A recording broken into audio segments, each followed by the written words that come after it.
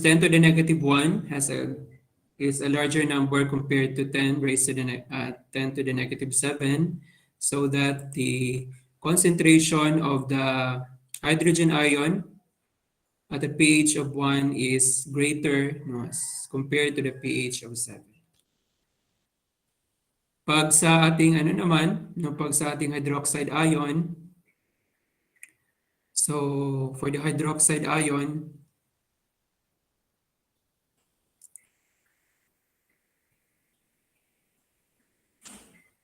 when we are going to relate that, so that is the opposite, no, of the pH. So opposite sila. For example, at a pH of 1, the concentration of our hydroxide ion is lower as compared to the pH of 13. So that is mas marami yung hydroxide ion at the pH of 13. So for the hydroxide ion, we usually refer to this as the POH, or the concentration of the hydroxide ion. We also have here another comparison of our basic, neutral, and acidic pH. So for example, at a pH of 4, the concentration of our hydronium ion, or H plus ion, is 10 to the negative 4. At the pH of 14, the concentration of our hydronium ion is 10 to the negative 14. So mas marami yung 10 to the negative 4 than 10 to the negative 14. So as we are going to decrease the pH, the concentration of our hydronium ion or our hydrogen ion will increase. So that is the opposite of our hydroxide ion. So each pH unit is 10 times as large as the previous one. A change of 2 pH unit means that 100 times more basic or acidic. So when we are going to go back to our scale here, so for example, when we are going to decrease the pH from 7 to 8, rather decrease the pH from 7 to 6, so it would also mean the increase in the concentration of our hydrogen ion. So when we are going by 10-fold increase in the concentration of the hydrogen ion. Pag 2 naman, that is a 100-fold increase in the concentration of the hydrogen ion.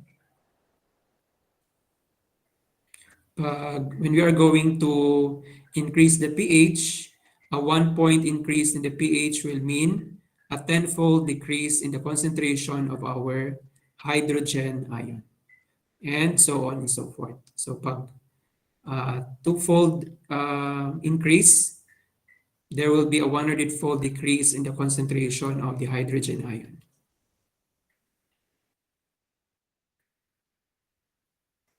So we also we define pH as the negative log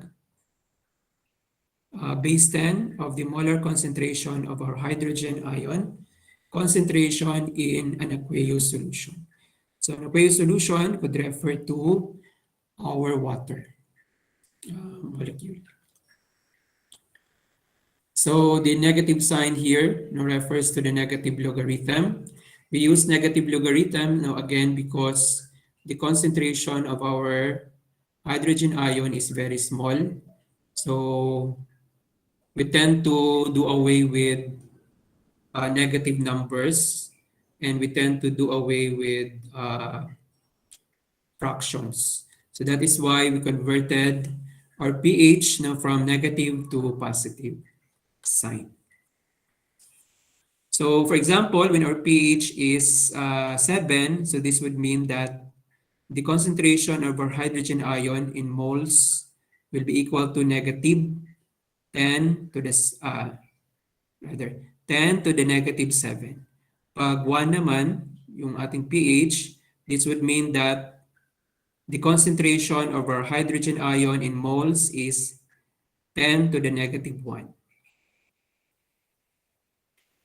So this is our formula for our pH of our bases. So for basic drugs or basic substances, we usually use the P of our hydroxide ion or OH. P of our hydroxide ion. So these are some of the exercises on how are we going to derive the pH of our, the pH of our, for example, our acid. Now, so we just substitute the concentration or the moles in moles of our, for example, we have here our acid, no, our HCl, to determine the pH of that particular substance. So for example, when given that the pH of a 0.02 mole of HCl, so we can substitute that to our formula for getting the pH, that is negative log base 10 of the H plus. So substitute natin yung 0.02. We compute for the log and we derive this number, 1.7. This is the pH of our HCl given the concentration. So going back to our pH scale, a number of 1 to 6 is acidic, from 8 to 14 is basic. Our acidic drugs can be classified as weak acid or strong acid. Pag weak acid, its pH is usually from 4 to 6. When it is a strong acid, its pH is usually from 1 to 3. So therefore, the lower the pH of the acidic drug, the stronger is the acid. For basic drugs, from 8 to 10, that is a weak basic drug. Or 11 to 14 pH, that is a strong basic drug. So as we are going to increase the pH of our basic drug, that would mean that the strength of our basic drug would also be higher. So this one here, from 1 to 6 would represent the concentration of our hydrogen ion. From 8 to 14, that is usually measuring the concentration of our hydroxide ion. So the more basic is the compound, the more hydroxide ion it contains. The more acidic is the compound, the more H plus ions it contains. So how do we differentiate a strong and a weak acid or base? So a strong acid or base will dissociate completely, while weaker acid and bases will only partially dissociate in water. So we have here our strong acid, and we have here our weak acid. When we are going to place our strong acid in water, so our strong acid will be dissociating completely in our solution. So makita natin dito na the components of our water here, the components of the strong acid will dissociate from each other completely. For our weak acid, when we are going to place that in water, only a very few, so in this example, in this diagram, isa lang yung nag-dissociate completely. The others are, the molecules here are still attached to each other. So these molecules here are undissociated. So therefore, for a weak acid will only partially dissociate in a solution, while a strong acid will completely dissociate in a solution. Again, for a strong acid, it has a pH of 1 to 3, and for a weak acid, it has a pH of about 4 to 6. So therefore, yung ating strong acids, it will produce more H plus ions when it will be dissolved in water, while for our weak acid, it will produce lesser, no, lesser lang yung kanyang mapuproduce na H plus ions in a solution or in aqueous solution. So strong acids and bases will dissociate 100% into ions when it will be placed in water. So what are examples of strong acids? So our examples here are hydrochloric acid, nitric acid, and our sulfuric acid. Examples of strong bases are sodium hydroxide and potassium hydroxide. For weak acids and bases, there is partial dissociation for both ions and molecules. So partially lang, no, yung kanyang dissociation. Examples of our weak acid is acetic acid, and for our weak base, example niya is ammonia. So again, for a weak base, the higher is the pH, the stronger is the base. No, the lower is the pH, the weaker is the base. So therefore, no, for a strong acid, to determine the strength of an acid or a base, we usually refer to the degree of dissociation or the ability of the compound to dissociate or to break apart, no, into ions. So for example, in this diagram here, hydrochloric acid, no, is an example of a strong acid. So when we are going to place that in water, it will dissociate completely into chloride ions and H plus ions. So ito siya yung ating conjugate base. Ito naman yung ating conjugate acid. So yung ating HCl will produce more hydrogen ion, no, when it will be placed or when it will be dissolved in water. So for our strong acids, when we are going to compare our strong acid and our weak acid, so yung ating equation will yield a complete dissociation of our ions here. No? So we have here our hydronium ion and our chloride ion. So since this, we assume that this is in water, so this will be a hydronium ion, and this will be the chloride ion. And the arrow here is a single line, no, towards the right, meaning that this is a yield symbol, meaning that the dissociation is complete. For a weak acid, now example is our acetic acid, it will still yield, na mag-dissociate pa rin siya, but only partially. No, so that this type of equation will only yield, this type of acid will only yield a small amount of H plus ions. And yung ating arrow here is the equilibrium symbol, meaning that this equation is reversible, no, in nature. So for our strong acids, our strong acid will yield more hydrogen ions. So kung gaano karami yung inilagay mo na acid doon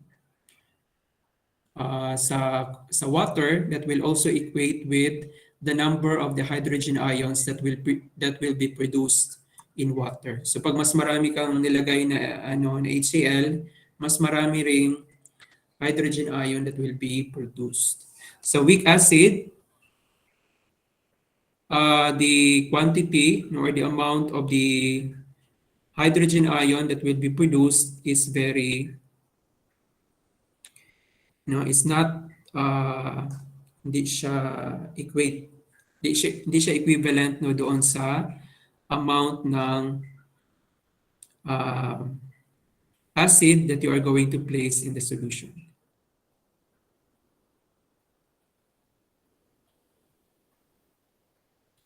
So for a strong base, again, for a strong base, example of our strong base is a sodium hydroxide. it will completely dissociate into its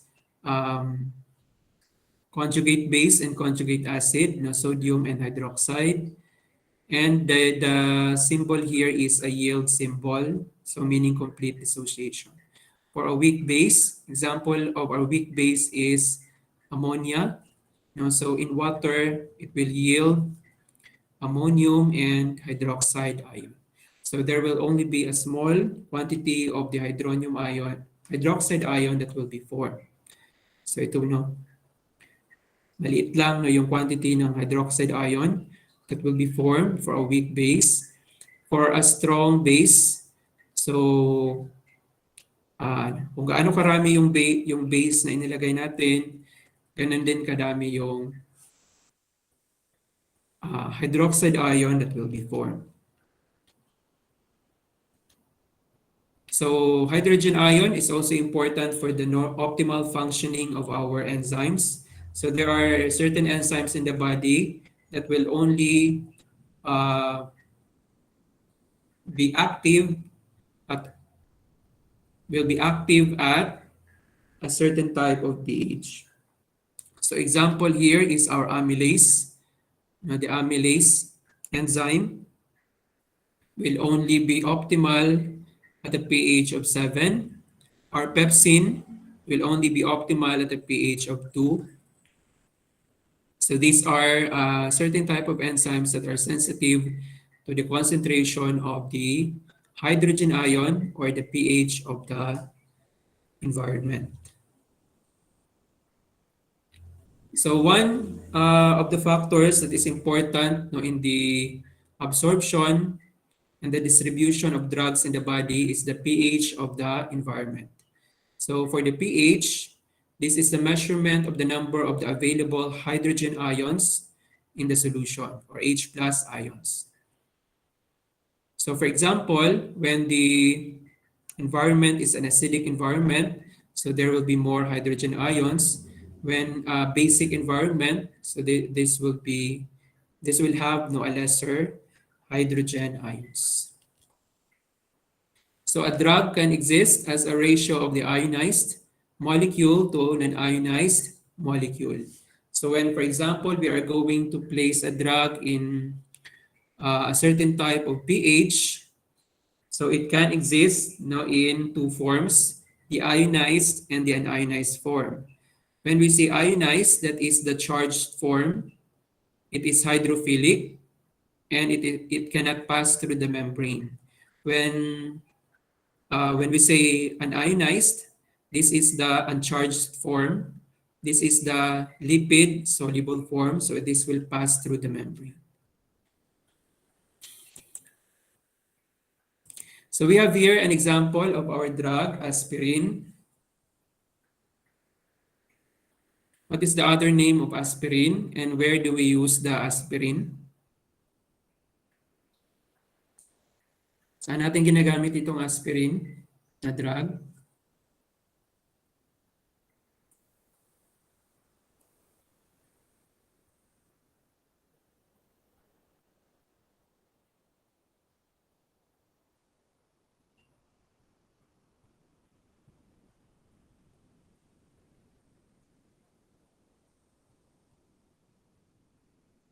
Anyone?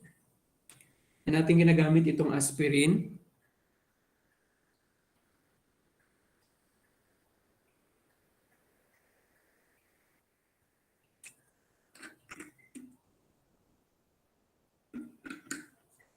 Used to reduce fever po.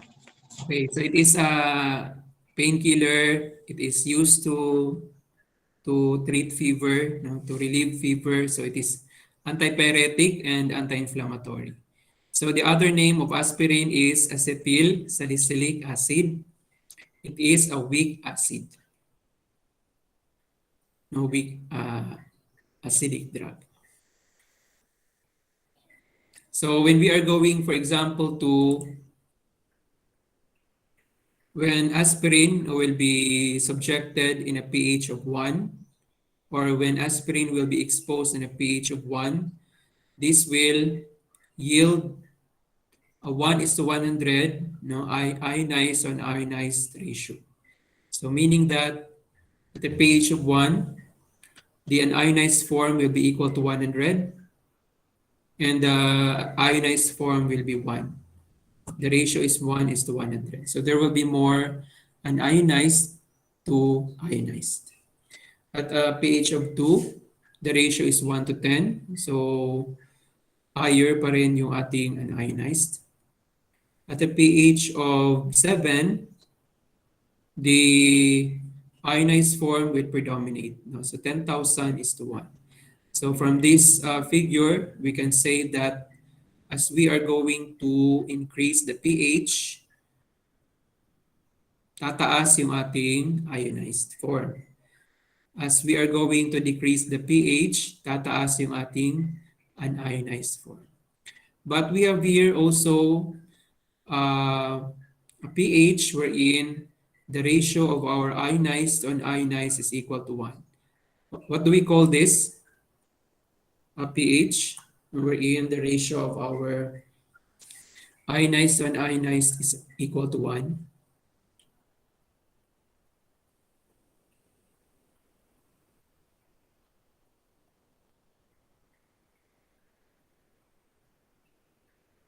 What we call that? What do we call that terminology that we are using to describe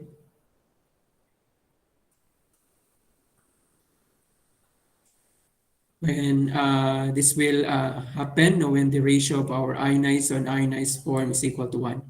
Ano yung term na yun?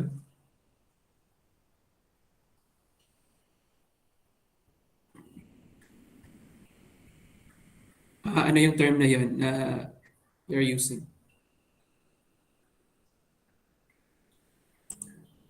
Anyone?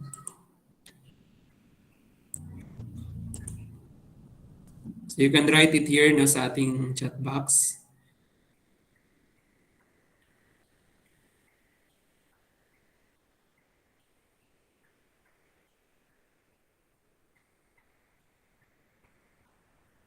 So that is our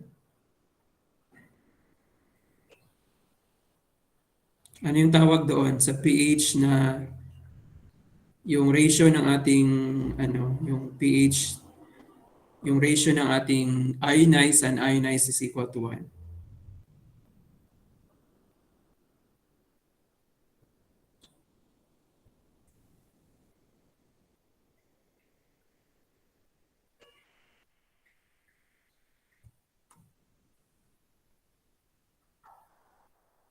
Ano yung tawag natin doon?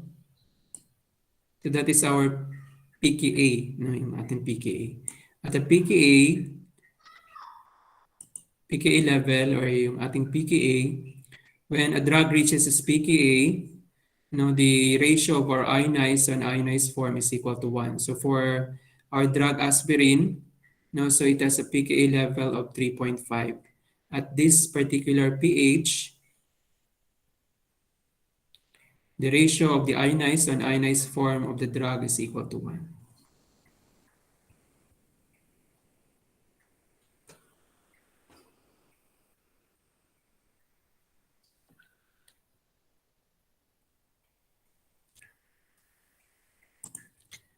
Okay, so let us compare aspirin with sulfa drug and lidocaine. So aspirin here has this particular pKa, no, so greater than a pH of 3. So mag-predominate yung ating ionized form. So less than pH of 3, the non-ionized form of the drug will predominate. How about for sulfadimethoxine?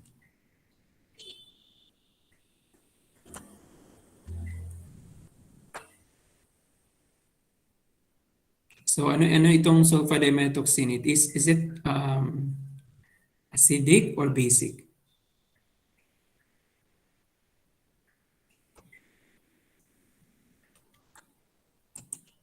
Is it acidic drug or basic drug?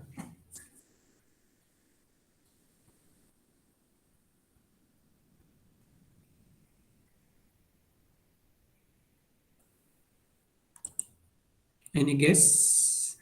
Just type here sa ating chat box kung ano-ano ba yung palagay nyo. Is it acidic or basic? Based sa ating example.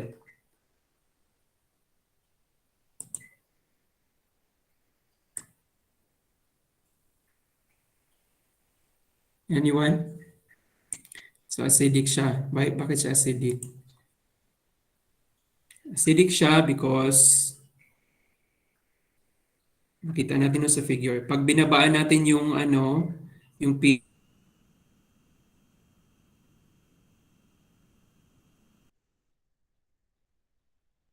dadami yung ating non-ionized form. So ibig sabihin, ibig sabihin pag dadami yung non-ionized form ng drug, ibig sabihin mas ma-absorb siya sa acidic environment. Pag tataasan natin yung pH, dadami ngayon yung ionized form. So yung ionized form, di ba, hindi siya will not be absorbed in the body.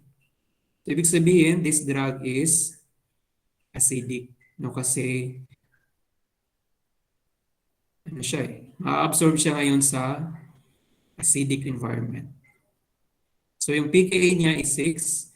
So a number no lower than 6 or a pH lower than 6 will increase the non-ionized form. So that at a pH of 1, napakataas na ngayon yung non-ionized form. So therefore, pag halimbawa, when we're going to administer this drug sa stomach, so it will be absorbed no better because the non-ionized form is greater.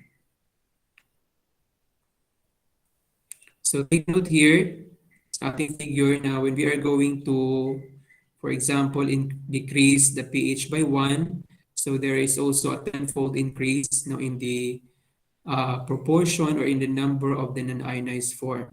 When we are going to increase the pH, or rather, decrease the pH by 2, so from 6 to 4, there will be a 100-fold increase in the non-ionized form. By when we are going to decrease the pH by 4, there will be a 10,000-fold increase in the concentration of the non-ionized form. Pag sa kabila naman, when we are going to increase the pH by 1, so that is from 6 to 7, there will be a 10-fold increase in the concentration of the ionized form. So itong ionized form, it will not be absorbed in the body. For lidocaine, so lidocaine is a basic drug, no, because when we are going to increase the pH, it will increase the non-ionized. No, kasi yung ating lidocaine, basic drug siya, so it will favor its absorption in also a basic environment. So, pag tataasan natin ngayon yung kanyang pH, this is the pH of the environment. So, pag halimbawa, lalagay natin siya sa acidic, sa basic environment, so mas ma-absorb siya because the concentration of the unionized form will also increase. The pKa of lidocaine is 3. So, ibig sabihin, below 3, bababa ngayon yung unionized form of lidocaine. Tataas naman yung kanyang ionized form. So, ibig sabihin, yung lidocaine will not be absorbed in a pH below its pKa. No, below its pKa because sa pH below the pKa of lidocaine, magtataas naman ngayon yung yung ionized or the uncharged or the charged form, which is not lipid soluble. So a 1 pH decrease in our lidocaine, so when we are going to decrease our pH, it will favor a 10-fold increase in the ionized form. A 2-fold increase will favor a 2-fold, rather, a 2-point decrease in the pH will increase the proportion of the ionized form of lidocaine by 100-fold. Pagtataas naman natin ngayon yung yung pH by 1, so it will favor that tenfold increase in the non-ionized form of lidocaine.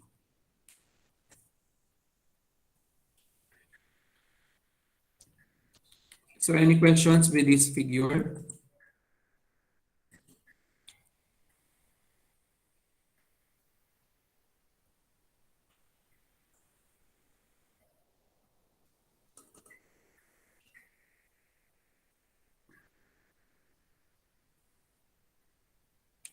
So basta tandaan lang natin no, na for the acidic drug, mas ma-absorb siya sa acidic environment. Pag basic naman, it will be more absorbed in the basic environment. And of course, we have to also consider the pKa because when we are going to go beyond the pKa, it will also increase or decrease the proportion of the ionized to non-ionized form. So the pKa is the pH level at which the ratio of the ionized to non-ionized form is equal to 1. So it is a constant property of a drug. No, it is constant for an acid or a base. So for example, for aspirin, it has a pKa of 3.5. So in chemistry, we define pKa as the negative base 10 logarithm of the acid dissociation constant of a solution. So the smaller the value of the pKa, the stronger is the acid.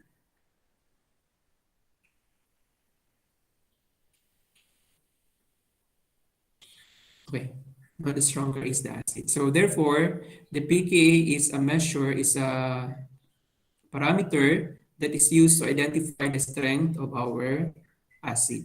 So for example, uh, a drug no, having a pKa of -4 is stronger than a drug having a pKa of 14. No, because yun nga, the smaller the value, the stronger the acid.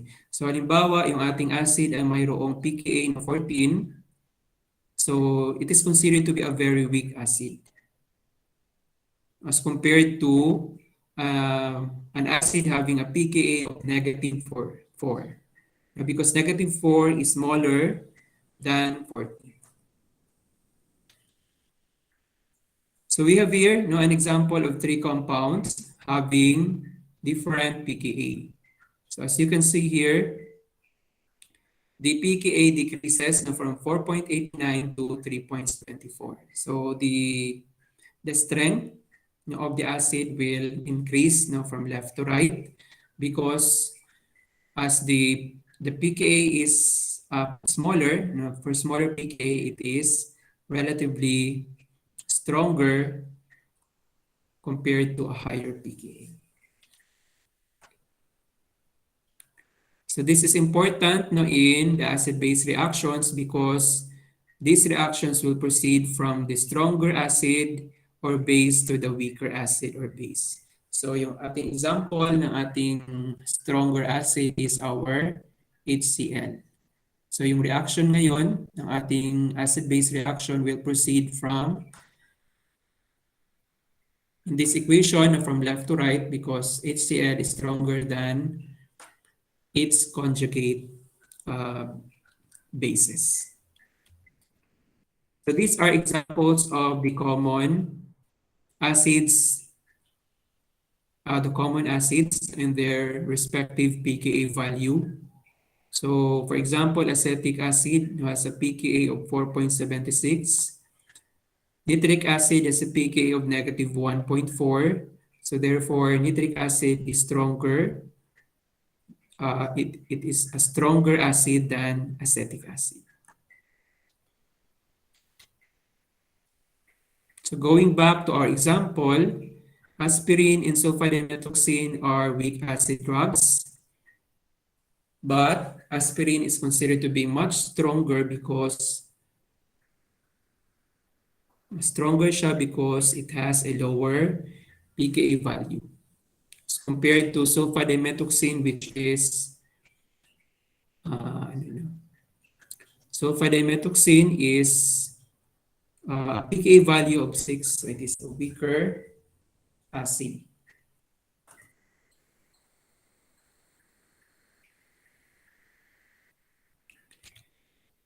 So for the difference between pKa and pH, so pag pKa, it will indicate the strength of the acidity of our acid. So it will determine whether an acid is strong or weak. When we compare that to the pH, the pH will indicate whether a system is acidic or basic. Another is the pKa will also depend on the concentration of the acid, conjugate base, and H plus ion. While for the pH, it will only depend on the hydrogen ion concentration. So these are some of the differences between pKa and pH. But of course, pKa is very related to our pH. So these are examples of our strong acids and our weak acids. So, and we also have here our pH. So the lower the pH, the stronger is our acids. And the lower the pKa value, the stronger is the acid. For example, penicillin, which is a pKa value of 2.8, is stronger than cimetidine with a pKa value of 6.8. For bases, now the higher the pKa, higher the pH, the stronger is the base. The higher the pKa, the stronger is also the base. So example of our basic drug is diazepam with a pKa value of 3.3. So it is weaker, it is a weak acid compared to a basic drug that is having a pKa value of 7.9, lidocaine. So what is the importance of pH or environmental pH and drug pKa? So again, when we say pH, that would refer to the pH of the environment. When we say pKa, that refers to the drug property. So constant itong ating pKa. Yung pH naman, it will vary according to the environment. So the degree of ionization depends on the pKa and the pH of the body fluid. So if the pKa of a drug is equal to the media, to the pH of the media, then the proportion of the ionized to the non-ionized form will be equal to 1, or there will be 50% ionized and 50% non-ionized. So what is the importance of studying the pKa values for acidic and basic drugs? So this is very important because only the unionized form of the drug can partition across biological membranes. So again, when we know the pKa value of the drug, and when we know whether the drug is acidic or basic, so we can tell at how much of the pH where the drug will be ionized, and at what pH that drug will be unionized. So as a summary, a high pKa value for our acids would mean that the acid will be predominantly unionized. And it is considered to be a bad proton donor and a weak acid. So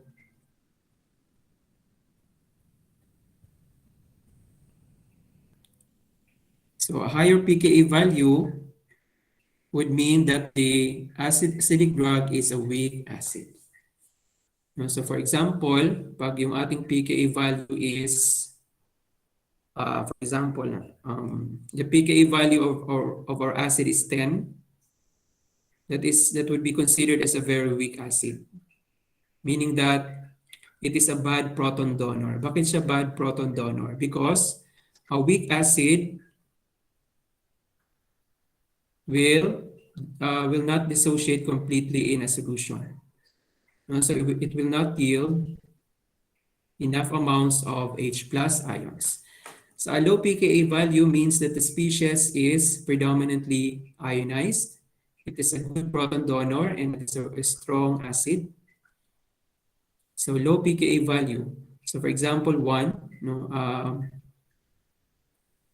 an acidic drug having a pKa value of 1. So ibig sabihin, yung kanyang ano ngayon, no, yung kanyang proportion of the ionized is mainly its component is mainly ionized. So ibig sabihin, no, it will not be absorbed in the body at all pH levels, no, because it has a very low pKa level. It is a good proton donor because it is a strong acid. A strong acid will completely dissociate in solution. So mag-ihiwala yung, for example, H and chloride ion for HCl.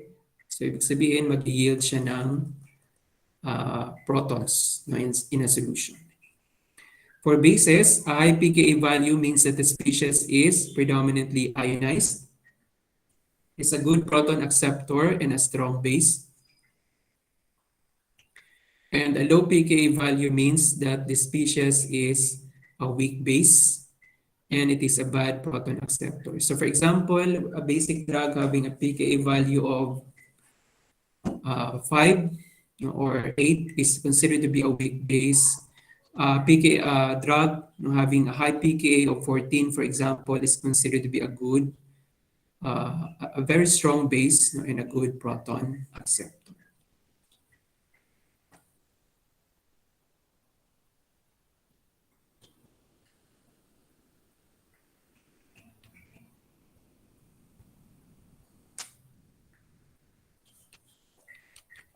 So for the ion trapping and pH partition, so we define ion trapping as a phenomenon whereby drugs are kept in the environment of altered pH by the change in equilibrium brought about by the change in pH.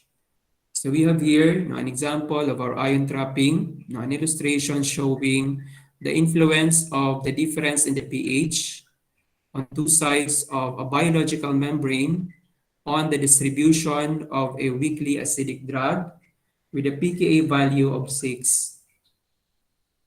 So our hint here is that this drug here that we are going to study is an acidic drug. It is a weak acid. Pag sinabi natin weak acid, it has a higher pKa value. So yung kanyang pKa value is equal to 6. So higher pKa value. We have here two compartments and they are separated by the biological membrane. So our first compartment is an acidic environment. Our second compartment is a basic, para siyang basic environment, 7. Although neutral yung 7, pero it is towards the basic side. Mas malapit siya sa basic side. So for a drug that is a weak acid, what will happen to a drug that is a weak acid? So when we are going to place that particular drug in an acidic environment with a pH of 5, an ionized form of the drug will predominate relative to the ionized form at a value of 10 is to 1. When we are going to place the drug in a basic environment, the ionized form of the drug will predominate relative to it's an ionized form at a value of 10 to 100. 10 to 100 or 1 is to 10. Parang ganun pa rin. So therefore, this an ionized form will be able to pass through the lipid bilayer.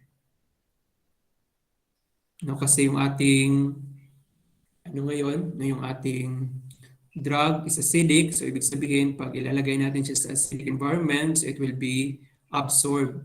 So for example, let us presume that this is the blood. So yung ating drug ngayon will be absorbed in the bloodstream. It will be absorbed, no, in the blood plasma. So in the blood plasma, so since the blood plasma has a basic pH, yung ating acidic drug ngayon will be ionized. No, it will be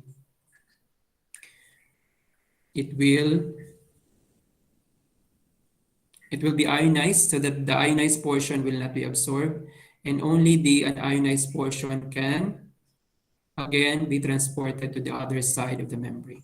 So take note na yung ating concentration here of our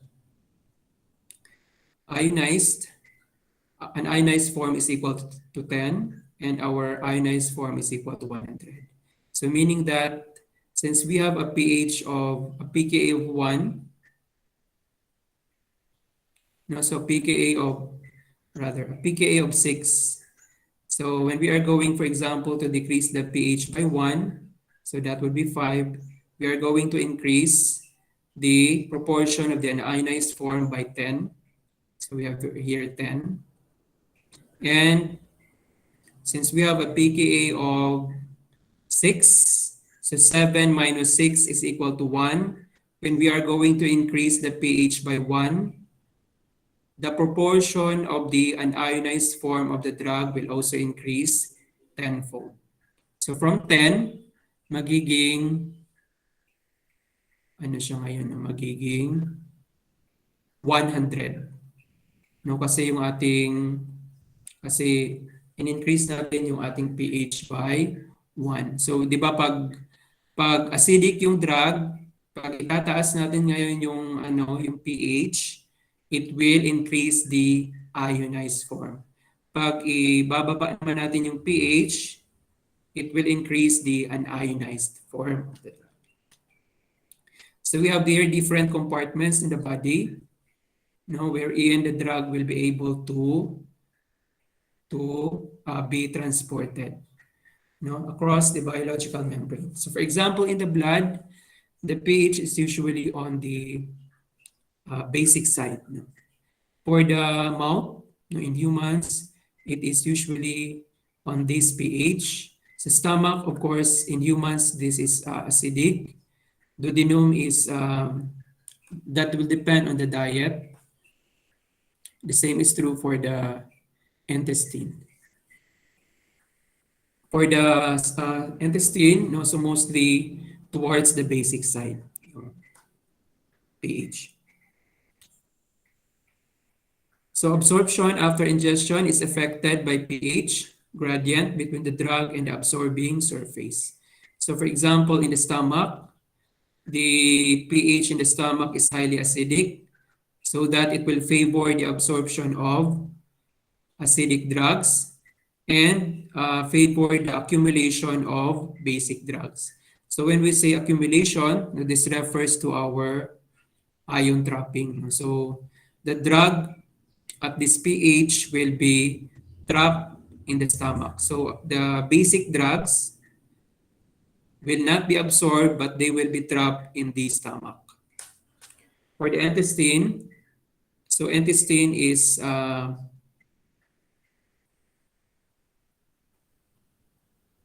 slightly alkaline. Dapat alkaline ito.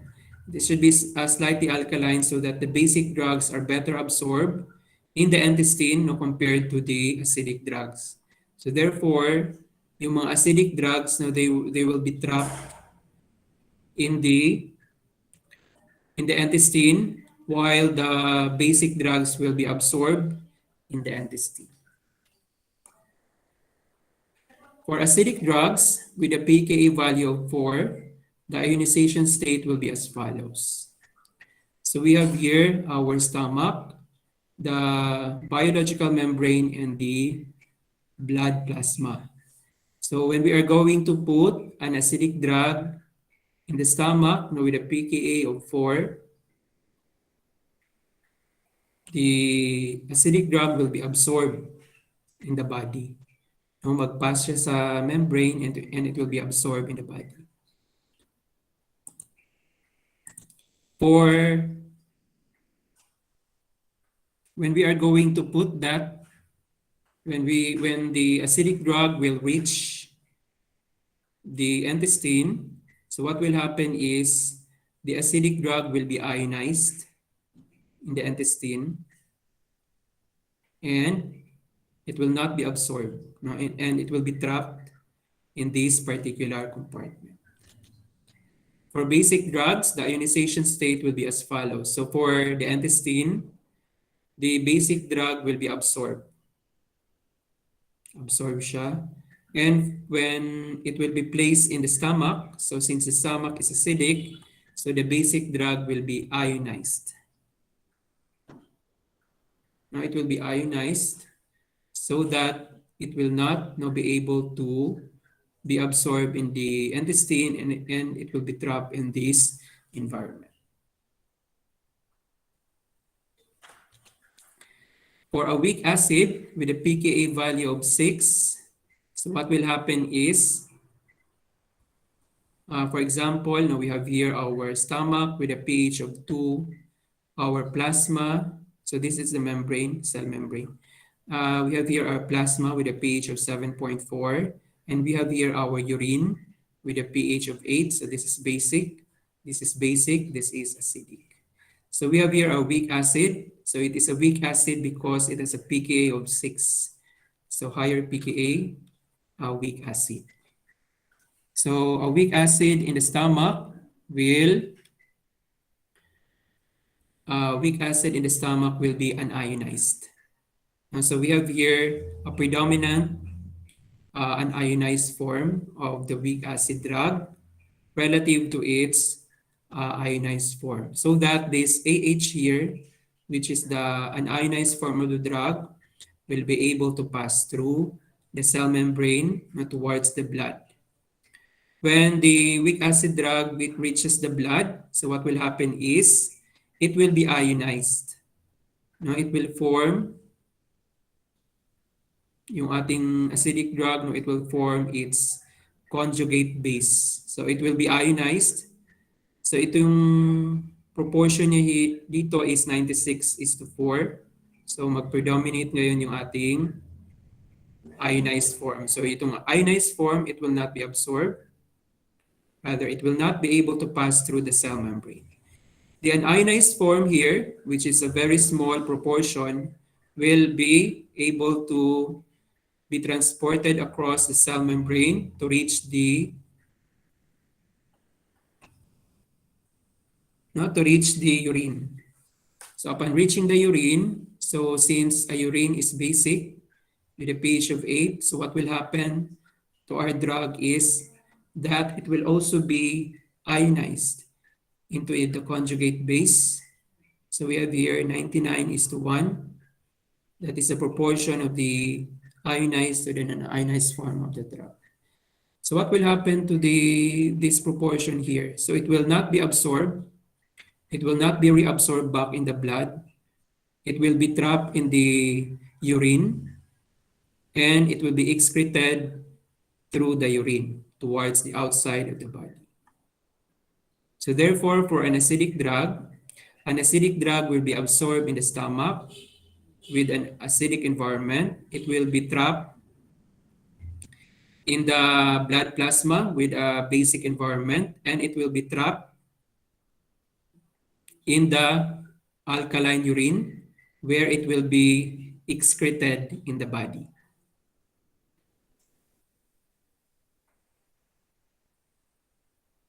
For our weak base drug, so again, weak base because it has a pKa of 7. So the lower the pKa value, the weaker is the base. So we have here our equation for our weak base. So this one here is our base. It will form. This is our ionized form, and the B here is our unionized form. So when we are going to place, when we are going to take orally a drug that is a weak base, so it will reach the stomach. The stomach has a pH of 2, is acidic. So what will happen sa basic drug when it will reach the stomach? So it will be ionized. So we have here, 100 is to 0. So it will be ionized. So the ionized form will not be absorbed in the blood.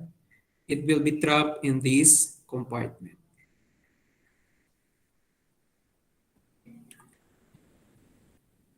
Okay, the presence of the drug, the weak base. So when the weak base is present in the blood, so what will happen is, so say pareho silang base, so ibig sabihin mag-predominate yung ating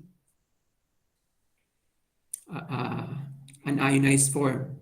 So mas madami yung unionized kaysa sa ionized. So what will happen with the unionized form? It will pass through the membrane to, pwede siyang pumunta doon sa stomach, pwede siyang pumunta doon sa urine. So urine here has a pH of 5, so it is acidic. So since our drug is basic, so pag pupunta ngayon yung ating drug doon sa acidic environment, so it will be charged. No, it will be ionized. So again, our charged particle here will not be absorbed. It will not be reabsorbed into the blood, but it will be trapped in the urine to be excreted in the body or eliminated in the body. So therefore, for a weak base will be ionized in the stomach. It will not be absorbed. For the plasma, it will be absorbed in the plasma. It can pass through the cell membrane to go into the stomach or to go into the urine or to reach the urine. For in the urine, our weak base will be ionized. So since the urine is acidic, so opposite sila, so it will be ionized, and the ionized form will be trapped in the environment. So that is the phenomenon of the ion trapping. It will be trapped and it will be eliminated in the urine. So since we have here a pKa of 7, and the difference between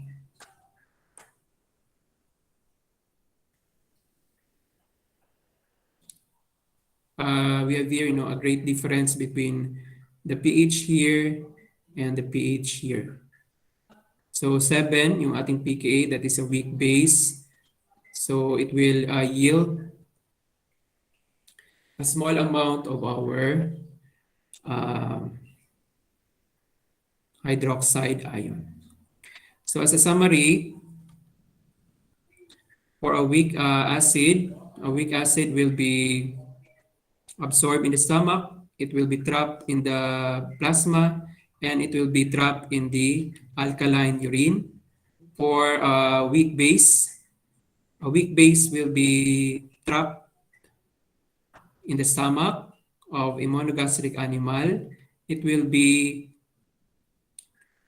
absorbed in the blood, and it will be trapped in an acidic urine. So, any question with this diagram? So, do you have questions in the diagram? So, we'll just upload this sa ating social media account para mabalikan natin. So, if you have questions, so you can refer to again sa ating lecture. So, meron tayong dalawang version. Yung version na na-record kanina and ito naman na version. And I will just give you later yung ating laboratory activity sa ating messenger. So kung wala na questions, so we'll just meet next week. So good afternoon to everyone and see you next week. Thank you, Doc. Thank you, sir. Thank you, Doc.